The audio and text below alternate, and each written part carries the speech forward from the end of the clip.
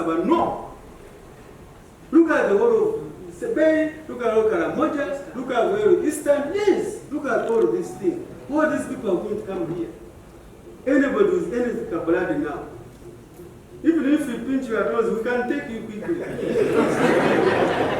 Ku Musani Media olunaku olwaleero tukyagenda maaso n'okubanga tukutuusaako ebyo embeera nga bw'eyimiridde ku nsonga y'ekirwadde ky'Ebola. Olunaku lw'eggulo twakutegeezezza nti ekirwadde kino ab'ebyobulamu oba ab'obuyinza bakakasizza nti ekirwadde kino kyasazeeko ekibuga kino eky'Embaale oba ekibuga kino eky'Embaale ne disitulikiti okutwalira awamu. Era ng'olunaku olwaleero wabaddewo ensinkano etali ya bulijjo ng'etudde mu chambers eza Mbale City Council ng'abakungu okuva minisitule y'ebyobulamu awamu n'ab'obuyinza mu kibuga eky'Embaale batema empenda ku ki ekirina okukolebwa okulaba nti embeera eno etangirwa okubanga tesajjuka n'okuba nti ekwata abantu bangi. Era ensinkano eno bingi ebituukiddwako mu nsinkano eno era nga mu bibaddewo mwe muli okuteekawo obukiiko obw'enjawulo ng'obukiiko buno buli kamu kagenda kuba n'obuvunaanyizibwa bwe bulina okukola mu kulaba nti ebintu bitambula bulungi. Era nga obukiiko obutondeddwawo kuliko akamu aka coordination ng'akakiiko kano kagenda kuba kakulemberwa RCC kibuga ky'Embaale wamu ne RDC wa disitulikiti y'Embaale kaawo atwala eddwaliro ekkulu ery'Embaale kosa ba DPC DHO DISO wamu n'abalala bonna bakulembera ba partners ab'enjawulo kosa n'amawulire. Era ng'omulimu gwakwe kulaba nti bacoordinatinga oba bakwanaganya ebintu eby'enjawulo obutya birina okuba nga biddukanyizibwa. Kakiiko akokubiri ke ka surveillance oba kakalondola butya ebintu gye biddukanyizibwamu era nga kakiiko kano kagenda kuba kakulemberwa CHO obanga ono yatwala ebyobulamu mu kibuga ky'Embaale era kwenda kubeerako ne DHO wa disitulikiti y'Embaale ekiwayi ky'ebyenjigiriza wamu ne ba partners abalala nga bagenda okuba nga bavunaanyizibwa ku nsonga eno okulaba nti buli kimu kitambula kinnawadda. Akakiiko akokusatu kagenda kuba kano kayitiddwa case management era nga kagenda bakavunaanyizibwa kulaba nga bakwasaganya butya abantu abateebereza okubwamu ekirwadde kino eky'Ebola butya bwe bakwasaganyizibwamu omuli okujjanjabibwa omuli okukola kino ebirala. Era nga kakiiko kano kagenda kubaamu ensonga y'obujjanjabi okulya okuziika okubudaabuda abantu abatawaanyiziddwa ekirwadde kino wamu n'okubayambako n'okubabuulirira nti wadde ekirwadde bakifunye wabula obulamu bukyasobola okugenda mu maaso. Akakiiko akalala ke kagenda kayitiddwa waashi nga kano kagenda kuba kavunaanyizibwa ku bifo ebyolukale. Ebifo ebyolukale njogera ku masomero zipaaka ebifo bino obutale ebikuŋŋaanya abantu abangi era nga akakiiko kano kavunaanyizibwa kulaba nti ebifo bino birimu ebifo ebinaabirwamu engalo nga embeera bwe yali mu COVID nti buli wantu w'oyingira ew'olukale osanga waliwo akadomola k'amazzi oba ekintu kyonna ekyokunaaba mu ngalo n'obuyonjo nga bulina okuba nga buddukanyizibwa. Akakiiko akalala kagenda kuba ka byakwerinda era nga kagenda kuba kaduumirwa DPC 3rd Division Commander oba omuduumizi w'ekibinja ekyokusatu ekya PDF mu bitundu bino ebya Eastern. Era nga kano kagenda kuba kavunaanyizibwa ku nsonga za byokwerinda nga wokiwulidde wabula agenda kwekawasaganya n'abakungu abalala omuli RCC n'abantu abalala bekikwatako mu kulaba nti ensonga eno teyongera nnyo kusajjuka.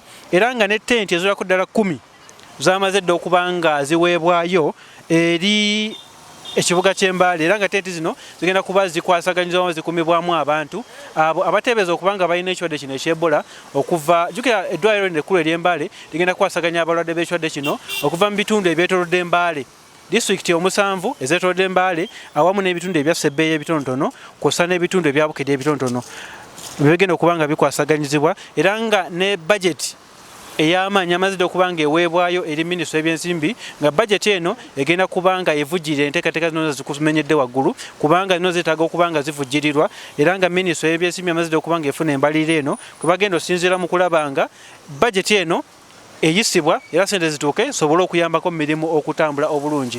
Era abakungu be bamu mu nsinkano eno bategeezeza nti obulamu mu kibuga ky'Embaale bulina osigala nga butambula nga bwe bubadde. Si byakuddaawo nti ate embeera y'Ebola fine yazze naye tekirina kubanga ate kisasamaza nnyo abantu bave ne ku mirimu gyabwe abadde bagenda mu ofiisi batandika okuzeebalama abagenda mu butale batandika okubwebalama abagenda ku masomero batandika okuteekawo embeera mbu ekirwadde kyazze.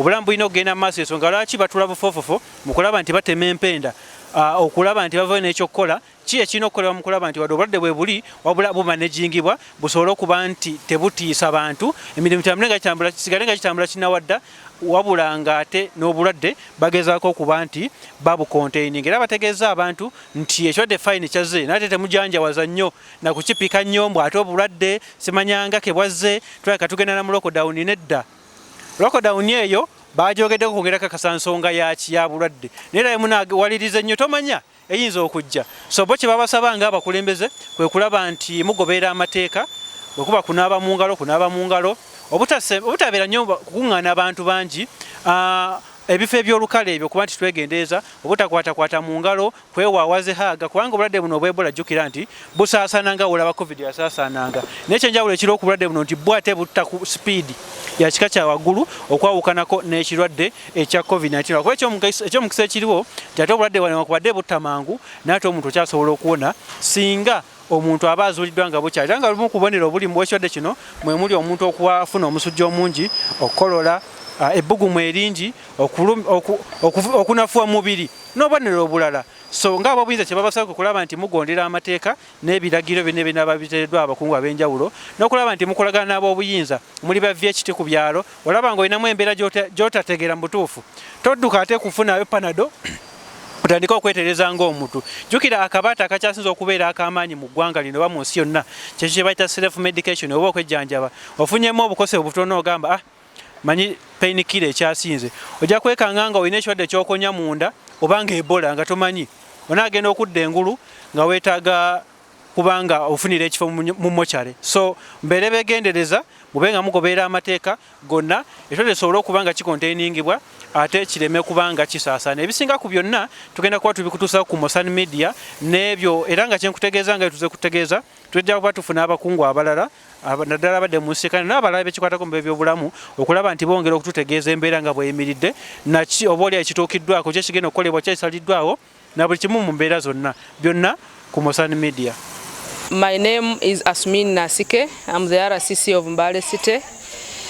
Last week we received the news from the Ministry of Health that we had Ebola outbreak in the country, and the suspect or the victim came from Mbale. Incidentally, he passed on and we buried him in Namusi.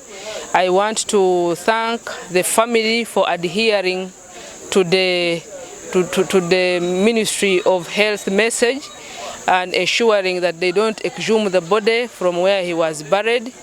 As of now, we have opened up quarantine centers. The suspects have been quarantined, and those who have tested positive have been enrolled on treatment. We are so far moving on well.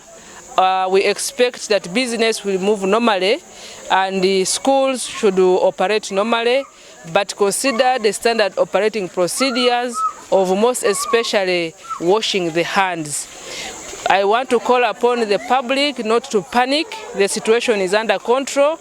All the teams from the Ministry of Health are on ground. My office is on ground coordinating, and the security personnel, we are here around to ensure that we respond to this virus and surpass it.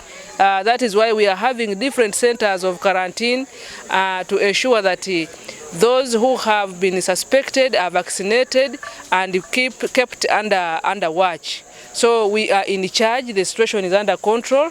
I don't see the reason as to why people should panic, because the government is in charge, and those who have been suspected and put under those who have tested positive have been put under treatment, and therefore we expect that the situation is not going to go it's not going to worsen from here.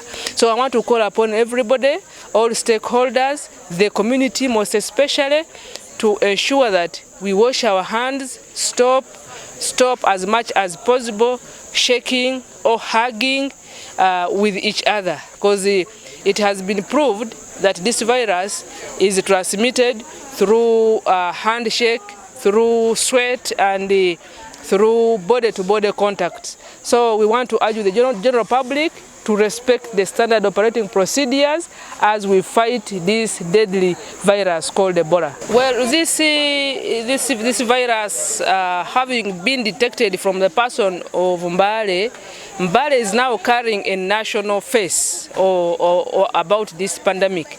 We expect the Ministry of, the Minister of Health here on Wednesday, and the whole team of the ministry, the PS, are going to be around here to support the teams that are on the ground to ensure that we contain this situation.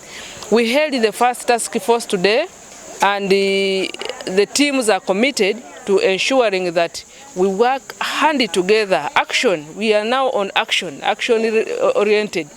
We are not talking a lot, but we are making action to ensure that we surpass, we control, we contain the situation, not to escalate beyond Mbale. We have formed a task force for the two districts, Mbale district and Mbale city, which is under now the office of RCC, to ensure easy coordination and we manage this situation within the city and the district. We pray that it will not escalate. We are here at Mount Elgon Midwifery School, where we had some students who were in contact with the dead body. They were treating that person in the referral hospital. So it is unfortunate that some of these students who are the internees are in the community moving around without being quarantined. So we have come on ground to ensure that all of them are put to quarantine. We have a few of them who have disappeared, but our teams are on ground to ensure that they all get back to the quarantine center, and as we monitor them, as we vaccinate them to control this outbreak. But no.